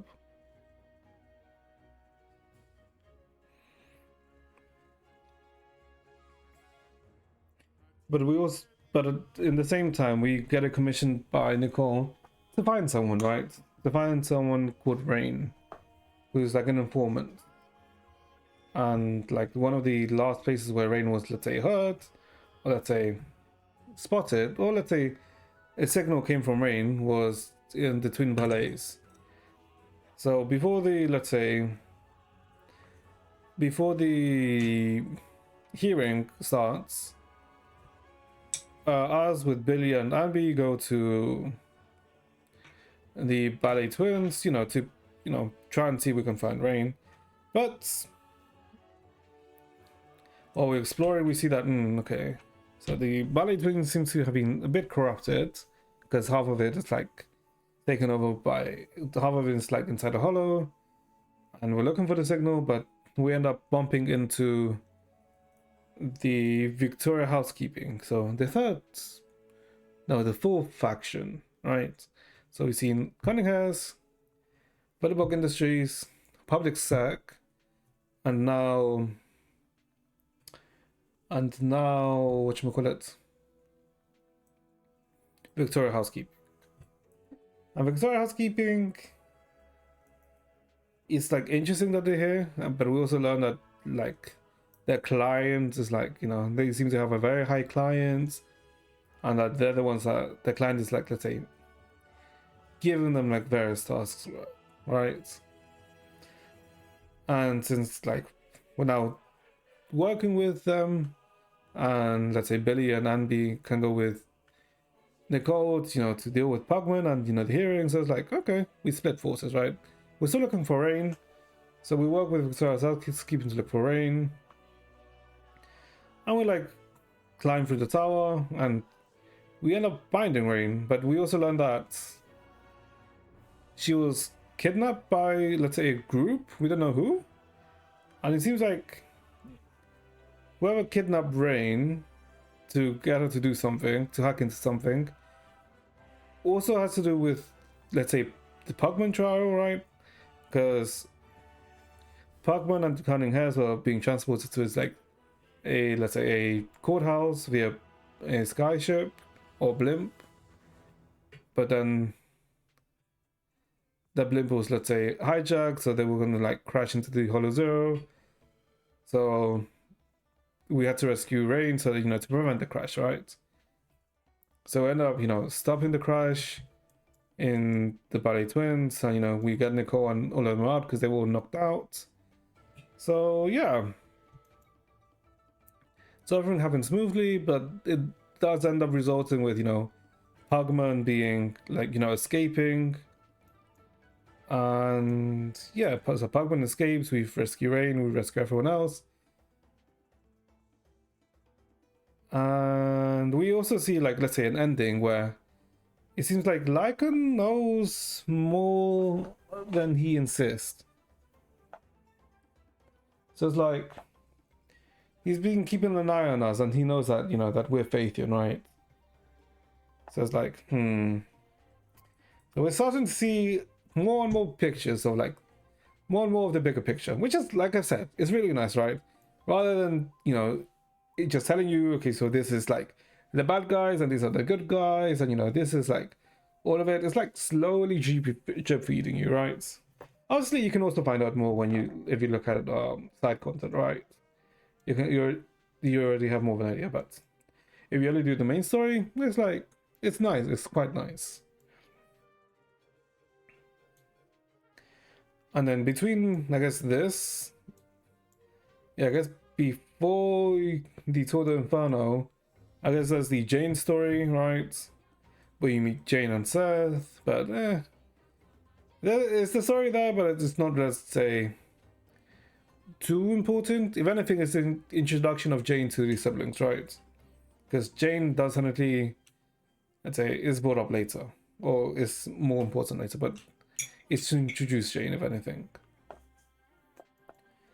So yeah, so then we go to Tour de Inferno, and essentially is that we get a message that, well, Billy's informed that Pugman is in the Outer Rim, right? And Billy has some connections there, so we decide, okay, Billy will take us to the Outer Rim, we'll get Pugman, like, we'll get the evidence about who's the hell's behind the Vision project, about everything, and Sacrifice. So we're like, okay, let's go get Pugman. So as we're going to the Outer Rim, we're ambushed by like some bikers, and it's like, huh? Alright, this road is very, very, very narrow. What the fuck are we gonna do? So with not two choice, to not crash into them, we decide to, you know, drive into a hollow to, you know, escape, right? So we go through there, like, well, we're fighting some with Billy, but you know, it's just Billy, and then we get rescued by the Sons of Caledon. So by Lyta, we get saved by both Lyta and Caesar, and we introduce them. So we meet Lyta, Caesar, Lucy, Bernice, and Piper. So we meet the 6th faction. Is it 6th? Hold up. Cunninghurst, Bellabog Industries, Public Sec,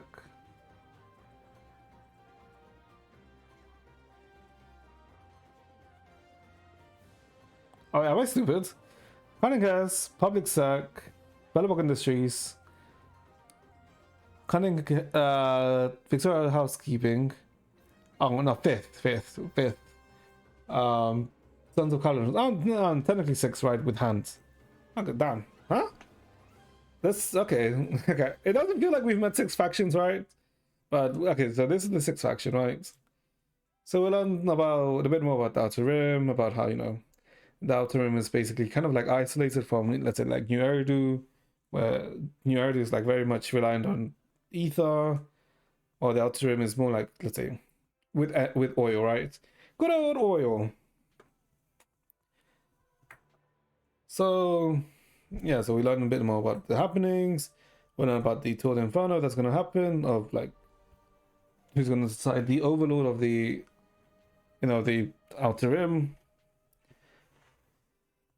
And yeah, so we participated in the Tour de Inferno. Like, it results with, you know, Caesar winning, but it also results with the current overlord dying because, you know, a betrayal by his right hand subordinates. And Pompey ends up dying, like this man of a man. Like, Jesus Christ. The guy was big, like actual big. Unfortunately that he died because he actually kind of had in the design, right? It was kind of unfortunate that he died, but But essentially we'll end up learning that, so whoever's like behind, let's say, like the stuff that's happening in New Eridu is also like seems to have, like, let's say have goons in like multiple different places. And by goons I don't mean someone like gooner, I mean like an actual goon. I mean, maybe Lucius is a gooner. We don't know, but we know he's a goon. So yeah. And this essentially ends with, you know, Caesar becoming, you know, the leader, but we're waiting for Pugman to wake up, right? Because he's kind of like passed out. So yeah, that's what happens in chapter 4. And then chapter 5. Okay, so chapter 5 is kind of like where season 1 is, like where the ending of season 1 is, right? Where all of the different storylines are coming together, right? So we get a message from Caesar that Pugman's like waking up, so we're gonna go with the Cunninghams to see Pugman. But by the time we find Pugman, we also end up encountering Section 6 on hand. So we encounter Miyabi, Yanagi, Aramasa, and Sokaku, right? And we're like, well, fuck. How the hell are we gonna get out of here? Because ain't no way we're gonna get out of, like, escaping from hand, right? But luckily, not luckily, right? But oddly enough, when we encounter, you know, when we're, you know, gonna search for the things with Pugman, we're attacked by a third assailant group. Because they attack both us and they attack Miyabi's group. But interesting enough, it's as if they want to specifically aim for Pugman, right? So it's like this third party is like, very, very, very, very, very, very, very, very sus. But we end up learning that the one that's, you know, behind, like, one of the key players that's behind everything is actually Bringar, who we've heard about before. Because if you remember back when I spoke about the public sec in the interlude, Bringar is the current commissioner of the public sec, of how he's like, you know, in a campaign to become mayor. But we also now learn that he's like in hands with whoever Sarah is with. So was about to try and expose Bringar, but you know, like everything's kind of like against us, and Sarah, I guess, comes into the not spotlight, right? But she appears and tries to, let's say, remove Miyabi, right? Because Miyabi is like on her tail, and a way to try and expose Miyabi is by her sword, right? Which is essentially it's like a demon sword, right? And it can go out of control, and if it goes out of control, stole Miyabi, and if she goes out of control, she was like indiscriminately attack everyone, right? Luckily, that's prevented. And since now, like, okay, we know like who it is, like we know like what's happening. We have like some evidence against Bringer. He can't really do anything, so we just have to chase after Bringer, right? And he like runs to the port, and we essentially end up confronting him with everyone, right? Everyone from the other faction, so Belobog Industries, the Cunning Hairs, Sons of Caledons, Public Sec. Like they all end up, you know, basically joining hands to beat to fight Bringer. Oh, and I guess the so-called well-kept secret of us being Phaeton is more or less kind of like exposed to them, right? I mean, technically, the only ones that really didn't know, I guess, were what? Belobog Industries and Public Sec. I don't know. I don't remember. Do Belobog Industries know now? I know Public Sec does, right? As in Zhu Yuan and Qing Yi. But I don't remember if Belobog Industries do know. Does anyone remember? I don't think they do know. But yeah. So it all comes together. And we end up finding Bringer, we fight him. But at the end, we also learn some new things. We learn that who Bringer is like a part of, right? Because an interesting thing about Bringer is that when like Eridu was falling, like the old Eridu was falling, he was like a very commendable person, right? He was a hero, he rescued people from disasters. But then something happened, and which seems to have changed him, right? Because you kind of learned that there's something off about Bringer in the chapter 2 interlude when you do the Chingis when you do the Public Sec storyline, right? Because you hear like the people of 7th Street talk about how Bringer was a hero, but I don't know. After the Hollow incident, the Hollow Zero incident, like he changed. That he was less of a hero, more like of a bureaucrat. He was more of like a politician, which is like interesting. But then we learn a bit more, and we learn that Bringer is like a part of the Exaltists, and technically you don't really know too much about the Exaltists unless you do, let's say, extra reading. But essentially the Exaltists were a group of people, let's say religious fanatics, who believe that instead of, let's say, fighting against the Hollows and the Ethereals, that we should instead become one with them. And, you know, the way to do that is, you know, by expanding the Hollows and Ethereals and, you know, all the good shit. And we also learned that, oh, fuck, I forgot to mention it. At the end of the Sons of Caledon story, at the end of the Tour de France, sorry, I forgot to mention this. We learn a bit more about Balan Weiss, because at the end of this, while they're driving home, they instead choose to go to the memorial wall of the Old Eridu, right? And we learn more of the origins of Weiss and Bell. And we learn that they were from Old Eridu, they were specifically from Helios Academy, and that their teacher, Carol Adams? I know it's Carol something, right? I think it's like Carol Adams. I can't remember her name, right? But officially, she's the one that's at fault for the fall of the old capital. And Weiss and Bell are very much in agreement. Like, they know that their mentor isn't the one behind it. And that the whole reason they even became proxies is that they want to go back to Helios Academy and find the evidence and prove that the teacher isn't the one behind everything.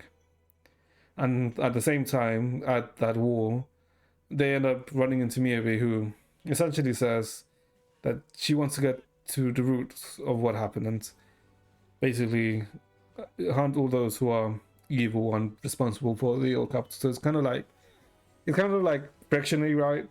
Because officially the mentor is behind it, but you know, without any evidence, we can't really prove it. Yeah, that's what happens here, right? And here, is it here? Oh, I can't remember when the fuck was it?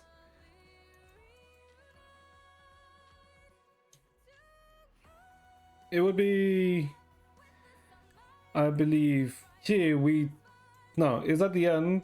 We tell Miyabi, like, we basically come forward to Miyabi and, you know, tell her that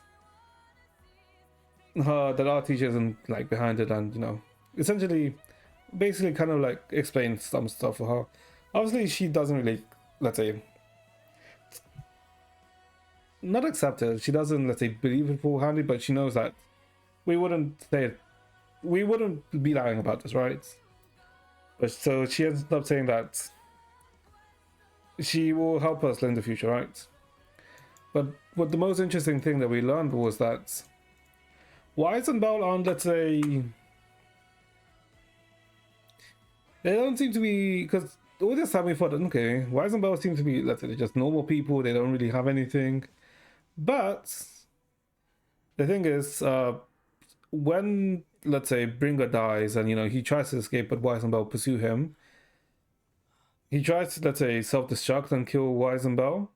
Well, he tries to kill Wise and Bell with an explosion, and he does blow it up, but Wise and Bell are protected by something, and you see like the eyes glowing. And Bringer seems to realize something, but then he dies. So it's like, what the fuck are Wise and Bell? It seems like they're not completely human, right? That something happened in Healer's Academy, or something was done to them in Healer's Academy that, you know, seems to have changed them. Which is like, like very, very, very interesting. So that's essentially what season 1 is, right? It's like you slowly get hints of, like, let's say, a main villain, an antagonist, and like you meet multiple different characters, but it doesn't really feel like you're meeting like too many characters, right? Which is quite nice. It has a nice flow. Like most of it, you know, like the way chapter 5 finishes, like, yeah, like it was like a very Kino ending, chapter 5, right? Because it's like with Miyabi like slashing Bringer and like slashing the basically area, but also at the same time you hear the theme of season 1 play. It's like, oh, it's like it's very good. It's very nice. And that's how season 1 ends, right? But then we have the epilogue, right? Epilogue 1 and epilogue 2, which is just a continuous story, right?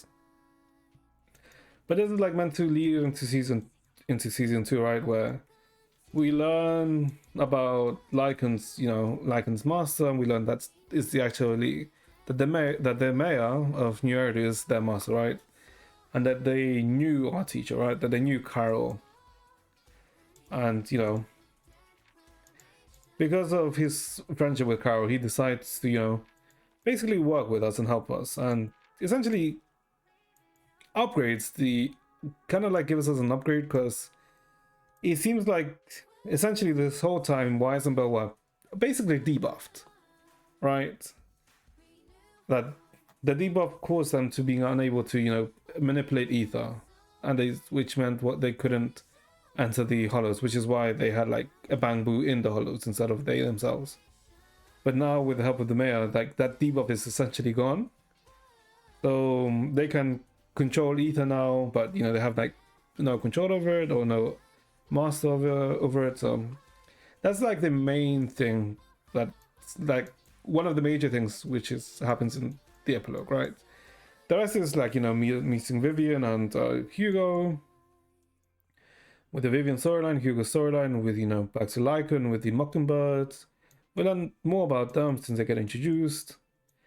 Like one of the major things is that Vivian's ability to, let's say, ability of like precognition / future sight, of being able to, let's say, see premonitions of someone's demise or somewhere along those lines. we learn about Hugo and Hugo and Lycan, about how basically their friendship is kind of like restored. It's not like a not completely restored friendship, but it's better than it was before.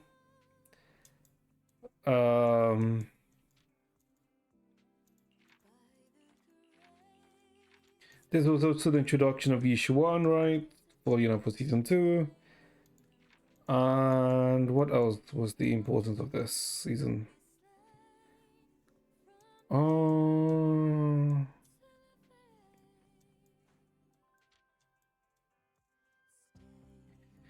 Because the Dina storyline was kind of whatever, right? Because if anything, it was kind of like a repeat of the Sanbi character story with the soldier 11, Anbi, and the clones. It was very similar, like let's say story beats. That's why this was also kind of like And the Hugo, I feel like for Hugo's like let's say even demon stuff to like let's say hit more, I feel like it should have been expanded a bit more beforehand, because it kind of like came out of nowhere. That's why while the epilogue was interesting, story wise it was meh. It was a kind of meh. Like it had some good points, right? But it was kind of meh. There was like one other thing that was important from the season 1 epilogue, and I can't remember it from the top of my head. Because we learned more about the structure, like the power structure with the May and the Tops, with the Tops being like the very rich people in New Eridu, who like seem to be like in cahoots with, let's say, the Exaltists. What else did we get here? I think that was really it, right? In the epilogue. Yeah, that was really it, right? But yeah, I guess that's season 1 of ZZZ. Overall, it was interesting, right? It was all very nice. There's like some things we could have been better, but overall, I would say ZZZ season 1 was pretty damn good. No like real issues with it. Although I am curious of how season 2 is gonna go, right? Because season 2 is gonna take place in a new era, right? The Yanqui Summit? Oh no, the Yanqui Peninsula, right? So it's very unlikely that we're gonna see a lot of characters from season 1, since we're probably gonna see quite like new characters, new factions. I mean, we kind of seen some of them in the trailers, right? But what we do know is that at the end of the Anbi, let's say, story with Silver Anbi, Soldier 11 with Trigger, we have like let's say continuation. Soldier 11's character seems to be, let's say, in a story of her own, right? Of like kind of like finding her like peace with herself, or exploring herself. And it seems like, because we know that Trigger and Soldier 11 are to be, let's say, involved in the story, but we don't know how. But it's most likely gonna, a continuation of that story beat, it is actually kind of interesting. But I'm not sure what, because it's more than likely that the Anbi clones, like the Sanbi, that the Anbi clones are all like meant to be clones of Yishuan, right? Because we know that Anbi herself is also a clone, but what we didn't really know is like who are they cloned of, and they look very much like Yishuan, so it's like I wonder who they were meant to be a clone of. But yeah, I'm interested to see of how, I guess, Wise and Bell, like, let's say, develop, right? Because we are kind of going into, let's say, not a wuxia arc, but we're essentially going to go into cultivation, kind of. So, yeah, I wonder how they're going to pull it off. But I mean, we'll see. We'll see. We can't really say anything just yet because, it hasn't started yet. But maybe we look a bit into it tomorrow. Maybe we look a bit into it tomorrow. But okay. I guess that will probably be it for today in chat. I mean, I did say today's stream was going to be a bit shorter than usual. Tomorrow, Yishuan Pool, ZZ 2.0. Also, most likely Genshin,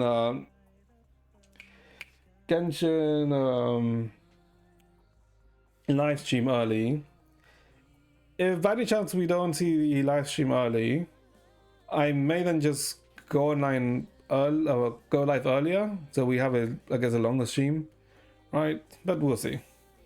But yeah, chat, that'll be it for today then. I hope you guys enjoyed yourselves talking about season 1. Overall, I guess overall I would say I did like season 1. I mean, it has some like, let's say, slow parts, right? But if anything, it was all pretty good. I guess I didn't talk about Astra and Evelyn, right? Because for some reason that wasn't in the story segment. Was it? Am I blind? Because the Astra and Evelyn, like, story...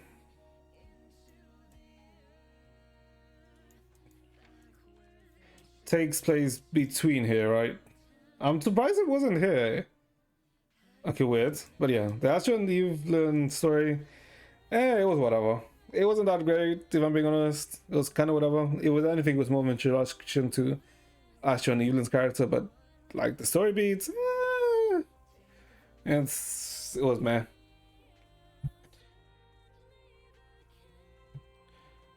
But yeah, overall, not bad.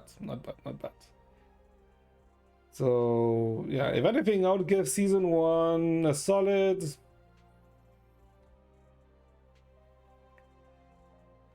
a solid 7. It's like 7.2, 7. Yeah, like 7.2.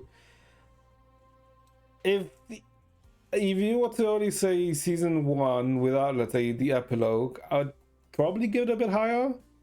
But I would say the epilogue does bring it down a bit. Because the epilogue ending wasn't that great. And like the story beats of the epilogue was like fine. There were like interesting segments, right? But overall, it's that's why. But yeah, so I hope you guys enjoy yourselves. I hope you guys have a good rest of your day. If anyone's pulling for Yishuan or I guess Astra, good luck. And I shall see you guys next time. Bye bye, chat. Do take care.